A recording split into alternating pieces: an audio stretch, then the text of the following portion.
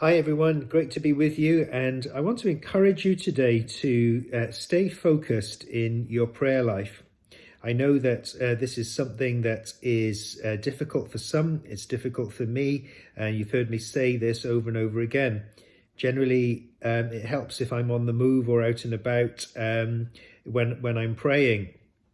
And it doesn't matter how you do it, where you do it, etc. The call to you is to do it. Whatever works, whatever happens between you and the Lord, that's a private thing, and there's no right or wrong way with regards to that. We're constantly in conversation with the Lord, aren't we? We may not be sometimes conscious of it ourselves, but we are as we go about our daily business. If we're His and we're His children, then generally I think people just chatter along through their day. I really want you to have ears to hear and eyes to see at this time, because in that chattering, in that what do you think of this, Lord, and listen to this, my child, please take the time to listen to what the Lord is showing you, and do not be put off by thinking that it's trivial or irrelevant. It's not. This is a time where the church is being called to pray, and the Lord is going to answer, and the Lord is going to reveal mysteries, as He said through Daniel. There is a God in heaven who reveals mysteries. And in this, we're going to move into the spirit realm more than we might have in the past. Perhaps some of you have operated in that realm, and that's no great surprise to you. But I think for many of us, there are going to be very many things to learn, and also things that we must test and not be fearful of. The account of the Syrian army invasion of 2 Kings, really right from chapter 5 to chapter 8, has been on my heart, and I need to study it more and more. But I just want to bring something to your attention today, and that's Elisha and his treatment of his new servant. Now, Elisha had an encounter with Naaman. You remember Naaman, who was the commander of the Syrian army, and one of the Israelites were taken into captivity in one of the Syrian raids, and she was working for Naaman's wife, and Naaman was leprous. And she said to her mistress, "Oh, if only my master would inquire of Elisha, and he could be healed." And so the story unfolds, and Naaman is healed. Now, Elisha's servant at the time, Gehazi, tries to make a profit out of it.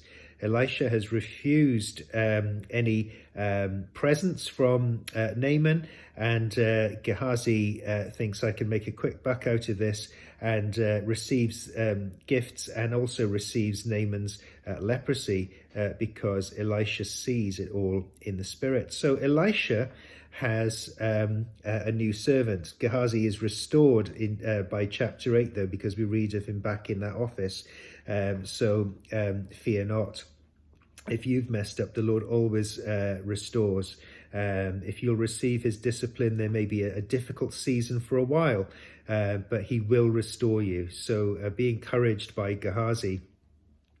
This new servant has to learn to be around this master, who Elisha, who runs the school of the prophets, and you can discern that from earlier in the chapter, where the pupils of Elisha need to build a new residence because they've outgrown their accommodation.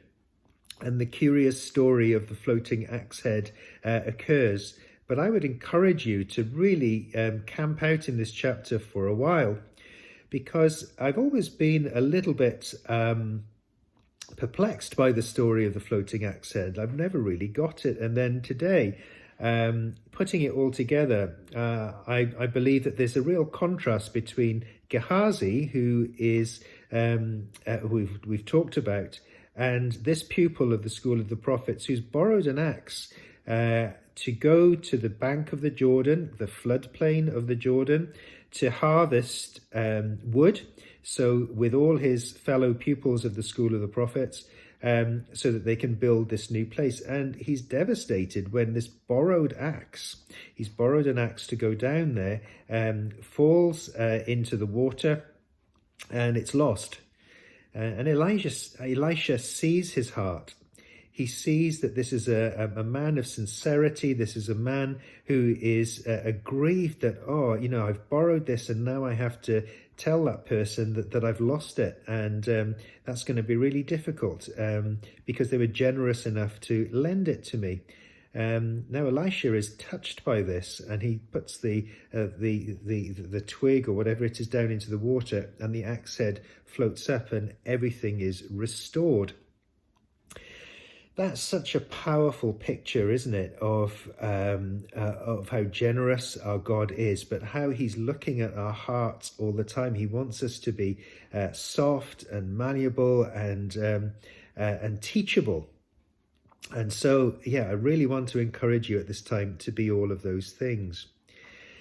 But coming back to where I want to put some emphasis in this account today, I want you to come back to the new servant, a young man, we're told in the account.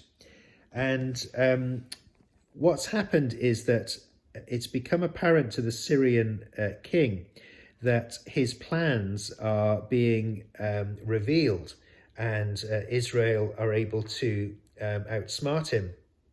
And he inquires why this is happening. And obviously there's a mole in the camp. And they're told that Elisha hears and sees in the spirit, and then reports the plans of the king of Syria back to the king of Israel, and they're able to outsmart him. So he sends out a delegation to try to capture Elisha, so all of this stops. So they get up one morning, and there they are. The army is encamped around the town that they're staying in. Remember, these were all walled towns, walled cities. And the young man says, "Oh, look, Elisha, they're all of these, my master, not Elisha, there are all these people encamped around." But of course, Elisha sees in the spirit, and he sees chariots of fire and horses, and understands that they're absolutely protected and there's absolutely nothing to fear. But he wants this young man to have the same gifting of seeing in the spirit. And so he prays to the Lord, and his prayer is answered, and the young man sees. And the story unfolds that Elisha prays for the army to be blinded, which they are, and mercifully he leads them away from there, and they go back eventually into Syria, not having been harmed but treated well. And so for a while Israel is at rest from their enemies because of this event. The emphasis here is that Elisha wanted this gift released to this young man, and the Lord wants his gifts released to his church. So I just want to pray today that, Lord, would you release the gifting that is required for my brothers and sisters watching this account, that they would hear from you, that they would see in the spirit, that they'd be encouraged at this time of difficulty, that they are surrounded by angel armies, that there are chariots of fire and heavenly horses and angelic armies all around them. You are for them and you are not against them, and your blessing and your favor is with you. So Lord, please, I pray that this would sink into people's hearts, that they would receive it and not be perturbed when this comes to pass, and that their prayer lives are transformed, seeing in the spirit realm. So the Lord bless you, and we'll see you again soon.